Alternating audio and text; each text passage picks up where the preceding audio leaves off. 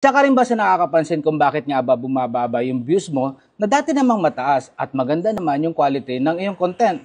Bakit nga ba yung dating mataas sa mga viewers mo sa iyong content, bumababa na nga? Ito ang dahilan dahil mismo galing ito kay Facebook. Guys, doon po sa ating mga comment from our followers or from our viewers na low quality comment, ayan po, nakalagay po mismo kay Facebook, mababa nga po yung engagement natin. Bumababa yung distribution ng ating mga content sa mas maraming viewers. Doon guys sa mga nagko-comment na auto-paste or auto-copy-paste po na may nakalagay po, that's good, blah blah blah. Especially po yung maikling comment ay hindi po maganda yon para sa ating mga content.